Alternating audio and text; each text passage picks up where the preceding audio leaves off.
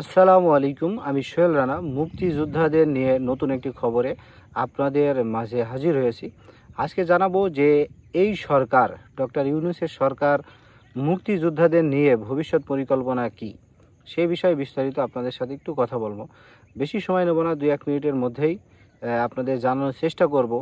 তাহলে আপনারা কিছুটা ধারণা পাবেন এবং ভবিষ্যৎ একটা উপলব্ধি করতে পারবেন যে আসলে আমাদের যারা মুক্তিযোদ্ধা আছে, আপনার বাবা হোক, দাদা হোক, নানা হোক, তারা হচ্ছে বা নিজেই হোক, তারা কি অবস্থাতে থাকবেন বা কি ধরনের পরিস্থিতির সম্মুখীন হতে চলেছেন সেটা সম্পর্কে বিস্তারিত কথা হবে। সরকারের যিনি উপদেষ্টা হিসাবে আছেন মুক্তিযুদ্ধ বিষয়ক মন্ত্রণালয়ের, ফারুকী আজম চৌধুরী, তিনিও কিন্তু একজন বীর মুক্তিযোদ্ধা, বীর প্রতীক।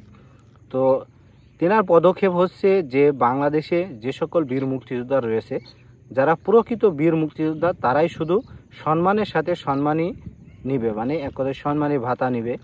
আর যে সকল মুক্তিযোদ্ধাগুলো ভুয়া হয়েছে, বিভিন্ন টাকা পয়সার মাধ্যমে মুক্তিযোদ্ধা হয়েছে, এই সকল মুক্তিযোদ্ধা বাদ হয়ে যাবে।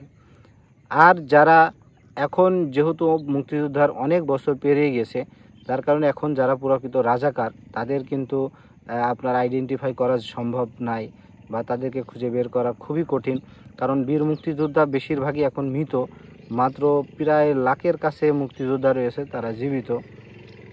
সেই জন্য এখন কিন্তু আপনার যারা রাজাকার আছে এদের খুঁজে পাওয়া খুবই কঠিন হয়ে যাবে।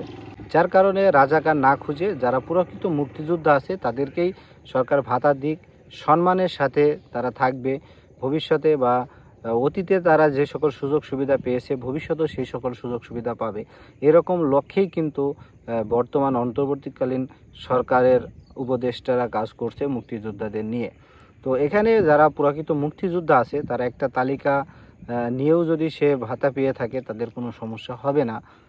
আর যারা ভুয়া আছে, বয়স কম আছে, তাদের তো বাতিল হবেই। এ বিষয়ে কিন্তু আমি ইতিমধ্যে ভিডিও দিয়েছি, আপনারা সেটা দেখে নিতে পারেন।